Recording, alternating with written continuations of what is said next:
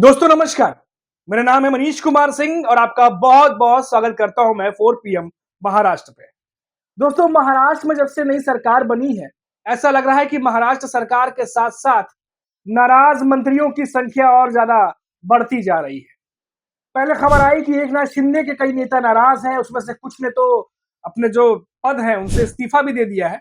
और अब खबर आ रही है कि अजीत पवार के एक सीनियर मंत्री, बड़े मंत्री महाराष्ट्र सरकार के, जिनके नाम से सब उन्हें जानते हैं, छगन भुजबल, अब वो नाराज हो गए हैं। और नाराज होने के बाद बहुत सारी ऐसी बातें कर दी हैं जो शायद महायुति के तीनों ही नेताओं को, चाहे वो अजीत पवार हो, चाहे देवेंद्र फडणवीस हो या एकनाथ शिंदे हो, किसी को पसंद नहीं आएगी। जो बातें छगन भुजबल ने कही है, क्या कही है वो बातें, वो भी मैं आपको बताऊंगा। लेकिन एक बात मैं आपको बता दूं कि लगातार संख्या जो नाराज मंत्री हैं उनकी बढ़ती चली जा रही है। और नाराजगी की कई सारे वजहें भी हैं। कुछ जो इतने सालों तक पार्टी पर रहे, पार्टी के साथ रहे, उन्हें ना बना करके जो बाद में मंत्री आए हैं, जो तमाम फेरबदल हुए हैं, इधर से उधर जो तमाम मंत्री हुए हैं, उनमें से मंत्रियों को बना दिया गया है। अब देखिए छगन भुजबल क्या कहते हैं। छगन भुजबल जो है वो मौका ना मिलने से मंत्रिमंडल में नाराज हो गए और कह रहे हैं कि वो क्योंकि ओबीसी नेता होने की वजह से उन्हें निशाना बनाया जा रहा है। जो बात कही है आपने, इन्होंने, छगन भुजबल ने, इसके बहुत लंबा राजनीतिक मायने निकाले जा सकते हैं। पूरी खबर मैं आपको बताता हूं कि पूरी खबर है क्या, आखिर क्या कहा है छगन भुजबल ने।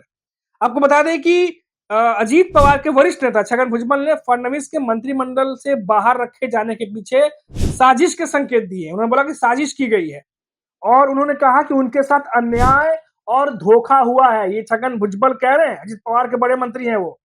छगन भुजबल ने कहा कि मंत्रिमंडल में फडणवीस ने उन्हें रखने की सलाह अजीत पवार को दी पर वो नहीं माने। ये कितनी बड़ी बात कह रहे हैं। बता दें कि सोमवार को नाराज छगन भुजबल ने नागपुर से अपने चुनाव क्षेत्र नासिक निकलने से पहले ये बड़ा खुलासा किया है। और क्या कहा उन्होंने, वही बताता हूं। अजीत पवार समेत बड़े नेताओं ने कैबिनेट शपथ ग्रहण से पहले भुजबल को राज्यसभा जाने का प्रस्ताव दिया था, जिससे भुजबल ने इनकार कर दिया था। भुजबल ने कहा कि राज्यसभा जाने के लिए 4 महीने पहले मौका मिला था। आपको याद होगा दोस्तों, जब अजीत पवार की पत्नी सुनेत्रा पवार को भेज दिया गया लेकिन छगन भुजबल को नहीं भेजा गया। उस समय खबर भी आई थी कि छगन भुजबल नाराज चल रहे हैं। हालांकि छगन भुजबल अपनी मजबूरियों के चलते भले मीडिया में ये कहते नजर आए कि तमाम मंत्रियों के सलाह से हुआ है और मैं भी उस बैठक में मौजूद था, लेकिन ये खबरें लगातार आती रही कि छगन भुजबल इस फैसले से नाराज थे। अब देखिए वो यही बात वो कह रहे हैं यहाँ पर, कह रहे हैं कि तब मैं तैयार था लेकिन तब राज्यसभा नहीं भेजा। तब मुझे कहा कि राज्य के चुनाव में काफी जरूरत है आपकी। मैंने जिम्मेदारी कबूल की और जीत कर आया। अब फिर से राज्यसभा जाने को बोल रहे हैं तो इसके लिए विधानसभा से इस्तीफा दिया तो यहाँ की जनता के साथ अन्याय होगा।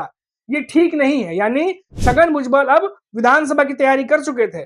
छगन भुजबल ने कहा कि 40 साल महाराष्ट्र में राजनीति कर ली, अब दिल्ली जाऊंगा और जाना भी है, वो कह रहे हैं, पर अभी नहीं, 1-2 साल बाद तय करूंगा। तो ये बड़ी खबर निकल के आ रही है अजीत पवार की एनसीपी से, जहां उनके बड़े मंत्री छगन भुजबल बुरी तरह नाराज हुए हैं। और आपको बता दें कि ये नाराजगी छगन भुजबल जो है उनके साथ साथ कई और बड़े नेताओं में भी है। और कल तो हमने आपको एक रिपोर्ट भी दिखाई थी जहां पर एकनाथ शिंदे के बड़े मंत्री जो कि विदर्भ से आते हैं, नरेंद्र बोंडेकर, वो भी नाराज हुए थे और उनका जो पद है अभी करंटली वो संभाल रहे थे, वहां से इस्तीफा भी दे दिया। उन्होंने भी इसी तरह के आरोप लगाए कि बिना किसी शर्त के या बिना किसी स्वार्थ के वो एकनाथ शिंदे के साथ थे और काफी सालों तक एकनाथ शिंदे के साथ रहे और बकायदा उन्हें कहा गया था कि उन्हें मंत्री पद दिया जाएगा। इसके बावजूद अपने वादे से मुकरा गया। उसके बाद उन्होंने फैसला किया कि अब वो एकनाथ शिंदे की पार्टी के साथ जो है वो नहीं रहेंगे, जो पद दिया गया था उस पर नहीं रहेंगे।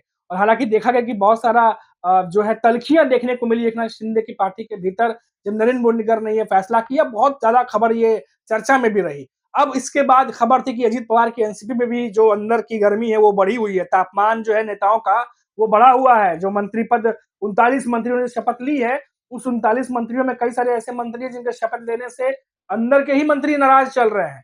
यानी जिस तरीके से विभागों का बंटवारा हो रहा है या जो मंत्री पद बनाए जा रहे हैं, क्या वो लंबे समय तक टिक पाएंगे, क्योंकि पार्टी के भीतर ही उनको लेकर के कोई जोश नहीं दिख रहा।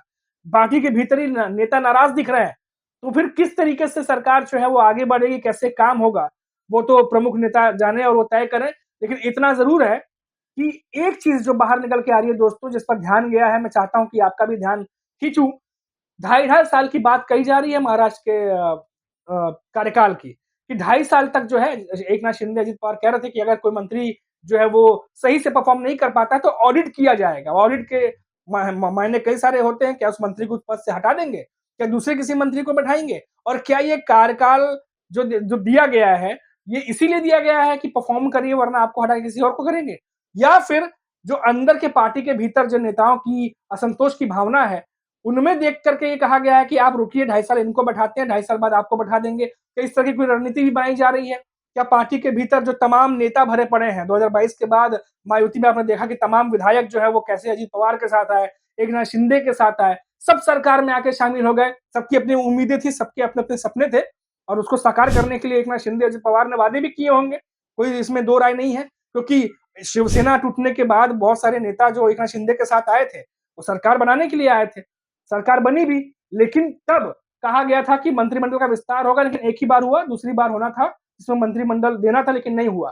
अब इस विधानसभा चुनाव के बाद से बहुत सारी उम्मीदें थी नेताओं को, लेकिन कई सारे नेताओं को अभी भी वो चीज़ नहीं मिली है, जिसकी वजह से ये पूरी नाराज़गी जो सामने आ रही है, वो आपके सामने दिखाई दे रही है। एक दिन पहले एकनाथ शिंदे के बड़े नेता रिज़ाइन कर देते हैं। एकनाथ शिंदे के खिलाफ और शिवसेना के खिलाफ बोलते हैं कि वादा किया गया था पर वादा पूरा नहीं किया गया। उनके साथ सही बर्ताव नहीं किया गया, पार्टी छोड़ दे पद छोड़ देते हैं। उसके बाद आज खबर आती है छगन भुजबल का, आप देख लीजिए। साथ ही कह दिया उन्होंने साफ-साफ कि मेरे साथ अन्याय हुआ है, धोखा हुआ है। छगन भुजबल कितने एक्टिवली तरीके से बीच में आपने देखा था कि अजित पवार के एनसीपी में होते हुए भी वो लगातार शरद पवार से मुलाकात कर रहे थे। जो महाराष्ट्र में जो मराठा आरक्षण या ओबीसी आरक्षण को लेकर तमाम चीजें घट रही थी, उसको लेके भी नेताओं से मिल रहे थे। और आपने देखा, जो मैंने आपको एग्जांपल बताया कि राज्यसभा जब भेजे जाने की बात हो रही थी, उस समय छगन भुजबल तैयार थे राज्यसभा जाने के लिए, तब नहीं भेजा गया। तब अजित पवार की पत्नी सुमित्रा पवार, जो कि बारामती से हार गई थी, उन्हें भेजा गया। उस दरमियान फिर खबर आई कि छगन भुजबल नाराज है, लेकिन छगन भुजबल खुद सामने आके इन खबरों का खंडन किया, लेकिन ये खबर फिर भी आती रही। और अब देखिए वो बात फिर से जुबान से निकली है कि मन में बात थी, तो जब इस तरह की सिचुएशन आई तो बाहर निकली वो बात। अब छगन भुजबल भी साफ कह रहे हैं कि उनके साथ धोखा हुआ, अन्याय हुआ है। तो ये कुछ नेता हैं जो आगे बढ़ करके अपनी बात रख रहे हैं, लेकिन कई सारे ऐसे नेता हैं जो हो सकता है किसी वक़्त का इंतज़ार कर रहे हों या किसी और मौके का इंतज़ार कर रहे हों, और कहीं न कहीं जो सरकार है, जो सरकार बनी है, उसके भीतर, तीनों ही पार्टियों के भीतर डिसबैलेंस सा नज़र आ रहा है। बीजेपी के कई सारे नेता, खबर आ रही है कि वो भी नाराज़ हैं, क्योंकि बहुत सारे नेता बीजेपी के साथ सालों-साल काम कर रहे हैं, लेकिन कुछ नेता जो बाद में शामिल हुआ या बैकडोर से एंट्री मारी उन्होंने, और उसके बाद उन्हें मंत्री बना दिया गया, और बीजेपी के कई नेता जो सालों से हैं, उन्हें मौका नहीं दिया गया। इस बात को लेके भी बीजेपी के भीतर भी असंतोष की बात है, ये भी खबर आ रही है। तो देखिए, तीनों ही नेताओं ने, तीनों ही पार्टियों ने, जो प्रमुख दल है, उन्होंने मिलकर सरकार तो बना ली है, लेकिन सरकार के भीतर चल रही असमंजस की स्थिति, असंतोष खींचता है, उसको रोकने में असफल हो रहे हैं। देखना होगा कि ये जो भीतर का अंतर्कलह है, ये आगे चल के क्या रूप लेता है। क्या तीनों नेता इनको मना पाने में सफल होते हैं, या फिर ये आगे चल के कुछ और सरकार में, जो मायावती सरकार, उनके लिए कुछ प्रॉब्लम क्रिएट करती है। ये सब कुछ देखने वाली बात होगी दोस्तों, लेकिन खबर ये है कि एक-एक करके नेता सामने आ रहे हैं और अपनी जो कह सकते हैं अपने ऊपर जो तमाम चीजें चल रही हैं उनके मन में, वो खुल करके मीडिया में बोल रहे हैं। अभी के लिए इतना ही, फिर लौटेंगे तो बात करेंगे किसी बड़ी खबर पर। तब तक आप देखते रहिए 4 PM महाराष्ट्र। नमस्कार।